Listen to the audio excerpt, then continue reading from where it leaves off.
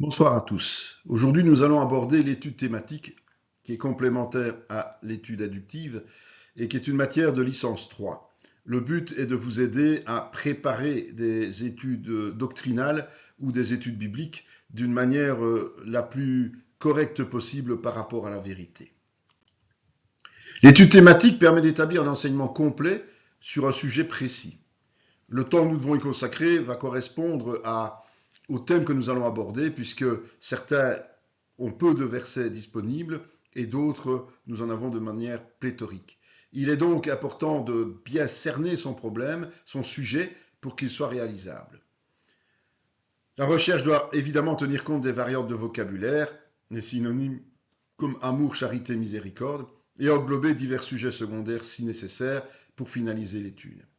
À la différence de l'étude adductive, les outils de recherche sont indispensables dès le début, que ce soit une concordance, un logiciel biblique, un dictionnaire, Bible annotée ou d'études, et ou nos propres fiches thématiques rédigées lors de notre lecture quotidienne de la parole. Mais là, il faut quand même avoir travaillé plusieurs années pour pouvoir avoir des documents probants. Le choix doit évidemment nous motiver, sous peine d'abandon en cours de route. Plus le sujet est concret, plus il sera facile à travailler. Mieux il sera circonscrit, moins nous aurons de risques de nous disperser. À l'exception de certains thèmes spécifiques à la Nouvelle Alliance, nous travaillons évidemment sur l'ensemble de la parole de Dieu en tenant compte des spécificités entre l'Ancien et le Nouveau Testament. Je vous ai mis ici quelques exemples de thèmes qui peuvent très bien entrer dans ce cadre-là, et vous verrez que notamment les béatitudes, les miracles, les paraboles, les fruits de la chair et de l'esprit sont des sujets très intéressants et faciles à maîtriser dans un premier temps. Nous allons prendre un exemple volontairement vaste, même très vaste, la prière. Très vite, si vous faites une recherche, vous allez vous rendre compte que rien que le terme prière, singulier, pluriel et prier, verbe conjugué, nous serons face à une montagne de références, j'en ai repris 455. C'est impossible à traiter, d'autant que vont s'ajouter à cela énormément de synonymes, comme nous allons le voir tout à l'heure. La meilleure manière de réduire le volume de versets est de supprimer les redondances, c'est un fait, mais dans le cas de la prière, ce serait impossible. Il faut donc choisir un thème secondaire qui est moins étendu, quitte à en prévoir d'autres par la suite. Plusieurs options s'offrent à nous dans ce thème, par exemple un modèle de prière tel que donné par Jésus, le Notre Père, les différents types de prières, les bonnes conditions pour prier, le combat spirituel, etc., etc. La première étape consiste à relever la liste de synonymes et mots apparentés, dont voilà quelques exemples. Si on prend la prière, on parle aussi d'action de grâce, d'intercession. Si on prend le Saint-Esprit, c'est paraclet, consolateur. La loi se dit ordonnance, commandement. Le corps de Christ se retrouve aussi dans l'Église, l'Assemblée. Pour éviter de passer à côté de versets importants pour la compréhension globale, nous avons plusieurs sources possibles de contrôle. Notre savoir, déjà ce que nous avons constaté par nous-mêmes. Les chaînes thématiques, ce sont des référents dans les Bibles d'études. Les reports en marge des textes, la plupart des Bibles en contiennent en plus ou moins grand nombre. Les concordances, les moteurs de recherche, les diverses traductions disponibles. Une liste des mots-clés est ainsi établie pour commencer les recherches. Les mots-clés pour prière et prier, notamment, ce sera supplication, adoration, bénédiction, demande, intercession, action de grâce, louange, confession, consécration, guérison, repentance et les verbes qui y sont liés. Comme déjà signalé, le sujet de la prière est trop vaste que pour être traité en une seule fois. Donc pour illustrer notre étude biblique, nous allons opter pour une forme de prière, la supplication. Alors pour la supplication, nous avons trouvé 5 mots similaires. Supplication au singulier, supplication au pluriel, supplier, insister, implorer. Nous avons mis tous les versets bibliques qui contiennent ces mots, volontairement, pour justement montrer que tous les versets ne sont pas nécessairement bons pour l'étude, mais il est intéressant de ne pas passer à côté de ceux qui seraient nécessaires. Chaque verset va être étudié de manière individuelle. Nous allons en ressortir ce qui est intéressant, sans tenir compte des autres à ce stade. Ce n'est pas une étude inductive en tant que telle, bien que vous aurez déjà acquis des réflexes lors de l'étude inductive, la mise en pratique de l'étude inductive de la première année de licence. Mais nous noterons tout de même que toutes les observations intéressantes sont nécessaires si on les lit dans le contexte, évidemment, et dans le contexte des versets antérieurs et postérieurs, mais aussi du livre et du chapitre. Les questions que nous allons nous poser sont des questions standards, qui, que, quoi, quand, comment, pourquoi, et toutes celles qui suivent. Ensuite, nous allons prendre tous ces versets et nous allons les analyser. Les analyser avec ces questions. Il est pertinent de poser toutes les questions nécessaires et de mettre la réponse à côté. Ça va être notre outil de travail pour la suite. Alors, pour certains versets, il y a peu de choses, pour d'autres, il y en a beaucoup. On va voir par exemple dans Deutéronome que qui implore Dieu, Moïse. Que demande-t-il? De pouvoir entrer en terre promise. Sur quoi appuie-t-il sa demande? Sur l'œuvre déjà accomplie pour lui par Dieu. Quelle est la réponse de Dieu? Le refus et la colère. Pour quelle raison? À cause du comportement du peuple. On voit que dans 1 Roi 13, 4, 6, qui implore Dieu? C'est un homme de Dieu. À la demande de qui? Du roi Jéroboam. Pourquoi? Pour que sa main sèche soit rétablie. Quel fut le résultat? La guérison. Nous avons parfois une seule question et une seule réponse. Notamment dans Job 16, 20, nous aurons quelles conditions donne Bildad pour implorer Dieu? Être juste et droit. Dans les psaumes 55, 2 et les autres, que demander? Demander que Dieu écoute quant au suppli. Donc, il n'est pas question de commencer à poser des questions inutiles, à rajouter des mots. Il faut synthétiser par des questions simples et des réponses courtes. Vous pouvez vous arrêter sur les images pour pouvoir travailler un peu plus en profondeur cette recherche et ainsi voir le processus pour l'appliquer vous-même pour le thème que vous aurez choisi pour faire ce travail. Et nous voyons que nous avançons de plus en plus et que nous avons parfois des passages beaucoup plus grands, comme Daniel 9, 17, 20. Nous voyons qu'il y a beaucoup de questions, qu'il y a beaucoup de réponses, et puis d'autres comme Daniel 9, 3, où il y a une seule question et une seule réponse. Progressivement, nous passons de l'Ancien Testament au Nouveau Testament. Vous avez vu que nous travaillons de façon chronologique pour simplifier simplement la lecture des choses et pouvoir retourner facilement à ces versets si nécessaire, puisque nous ne les avons plus sous les yeux, mais nous les avons dans notre Bible. Et si nous avons la moindre question, la moindre interrogation lorsque nous allons les utiliser dans la suite, eh bien nous pouvons toujours retourner dans notre parole. Et nous arrivons progressivement à ce Nouveau Testament où parfois on parle effectivement de paraboles, à d'autres moments on parle de choses intéressantes. Par exemple, dans 1 Timothée 5,5, on dit de qui parle-t-on? De la vraie veuve. Dans quelles conditions vit-elle l'isolement? En qui place-t-elle son espérance en Dieu? Que fait-elle? Elle espère en Dieu et persévère jour et nuit dans les supplications et les prières. Et nous finissons par Hébreux 5, 7, 10, et voilà, le fait est qu'ici on parle de Christ. Donc parmi tous les versets retenus, un certain nombre ne concernent pas le sujet choisi du type de prière. Mais s'il parle de supplication, ce sont des termes utilisés entre individus, par les démons ou dans un autre sens.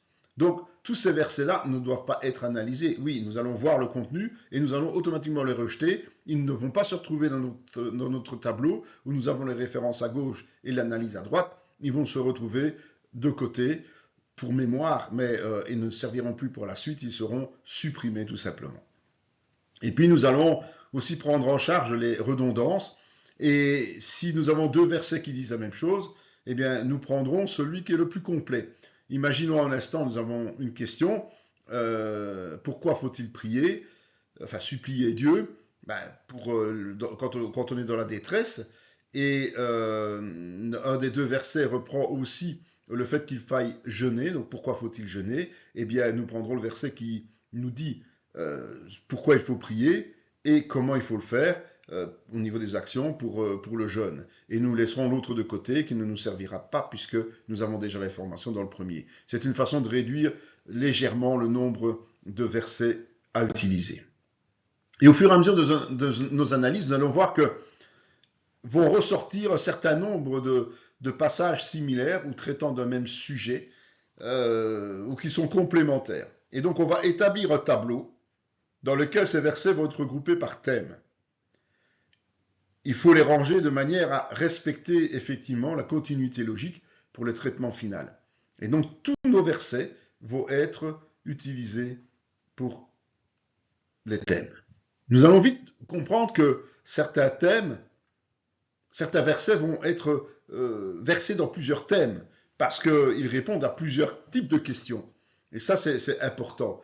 Et donc, un verset peut se retrouver ici dans les attitudes nécessaires, mais aussi dans les exaucements, par exemple.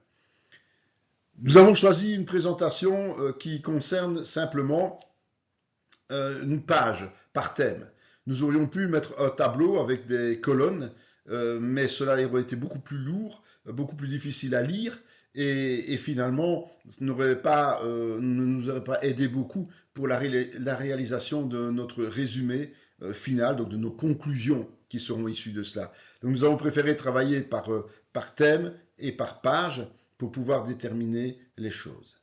Et notre premier thème, les attitudes nécessaires, est long. Effectivement, nous voyons qu'il y a 23 passages qui parlent des attitudes nécessaires. C'est conséquent, nous allons voir que ça peut poser un problème. D'autant plus que nous avons déjà supprimé un certain nombre de psaumes qui faisaient redondance. Le second thème, ce sont les sujets. Pourquoi devons-nous prier? Il y a aussi beaucoup de choix, et notamment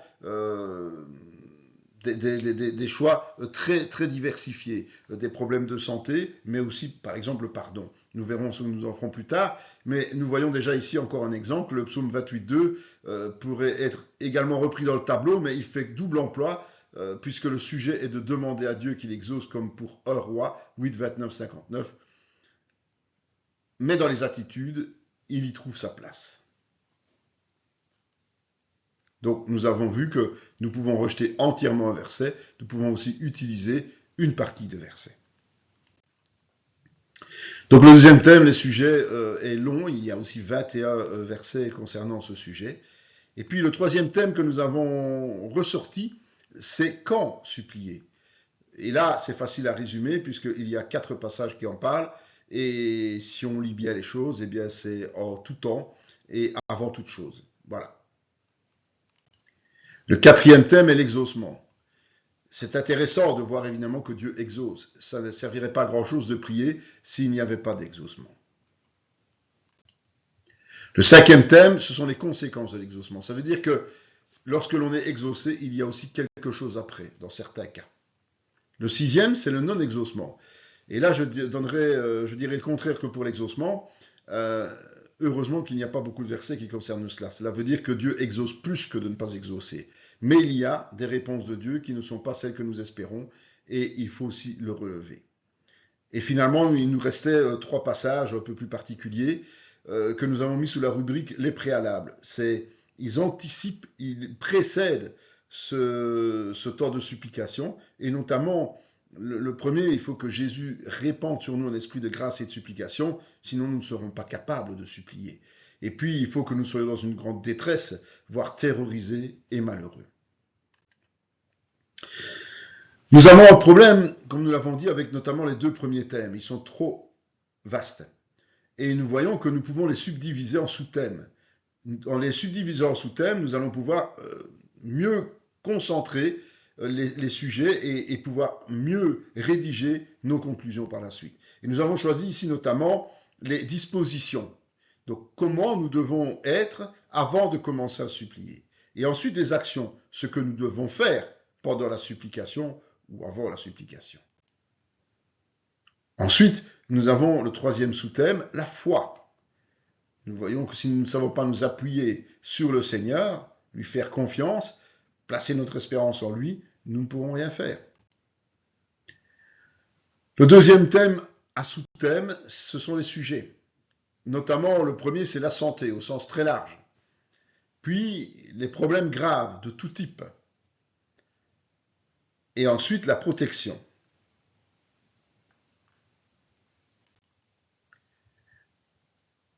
En sous-thème 4, nous aurons le pardon. Nous voyons que c'est un thème très important Un sous-thème très important. La supplication mène souvent à présenter devant Dieu nos péchés et à le supplier pour qu'il nous pardonne. Et ensuite, il y a quand même un sous-thème 5 important qui est de prier, de supplier pour les autres.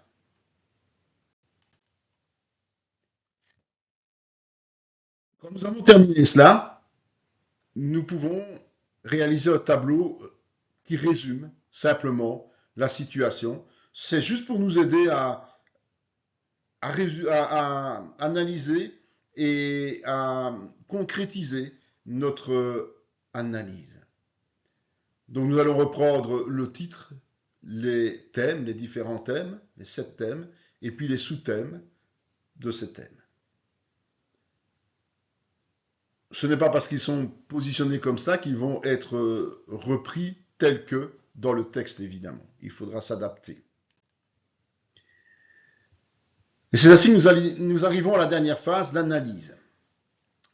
Elle consiste à condenser et organiser tout ce texte, tous ces versets que nous avons, sur base des classements effectués. Alors, comment pourrions-nous faire? C'est un exemple.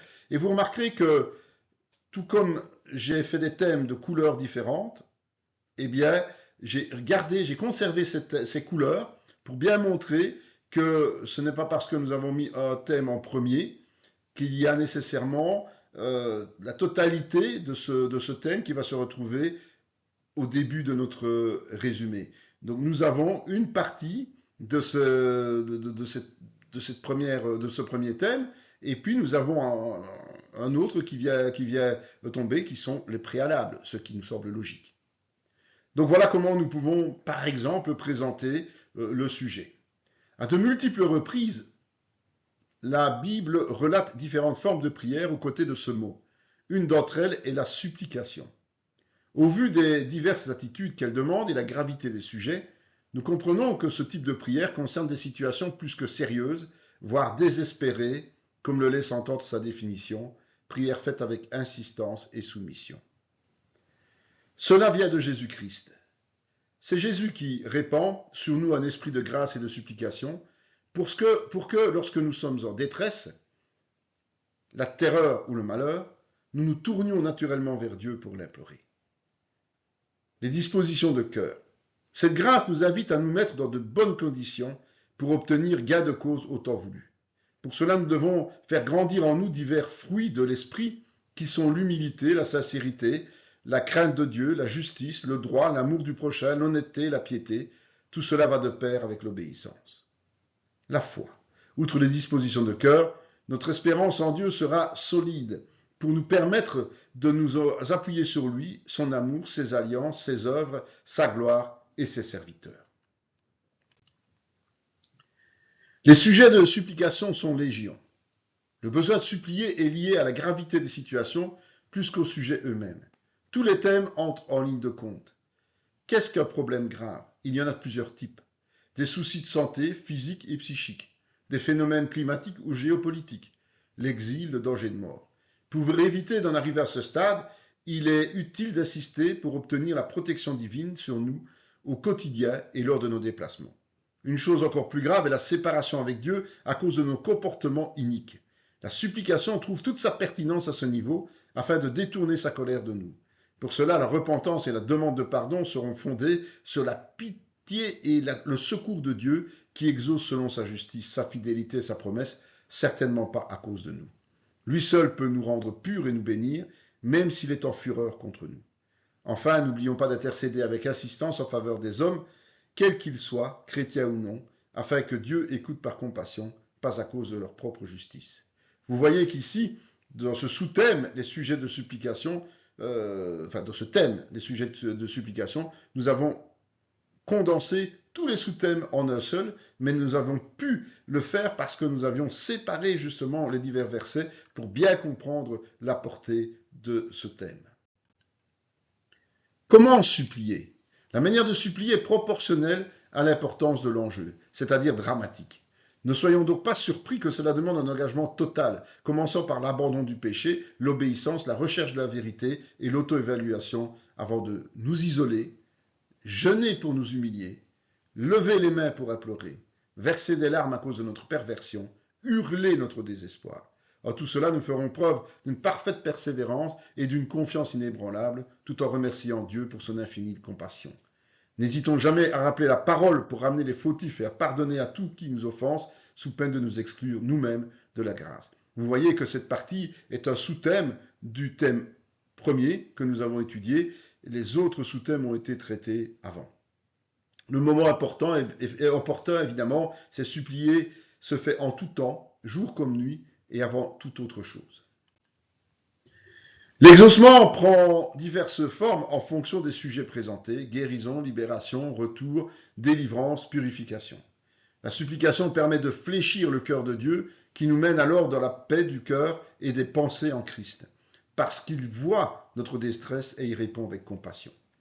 L'exaucement produit des conséquences. L'exaucement produit la paix, la joie et la louange dans nos cœurs, grâce à un amour débordant envers Dieu qui s'en réjouit, car il veut le salut de tout homme. Mais l'exaucement a aussi un prix, parce qu'il nous apprend l'obéissance par la souffrance, laissant parfois une trace physique persistante, comme Jacob.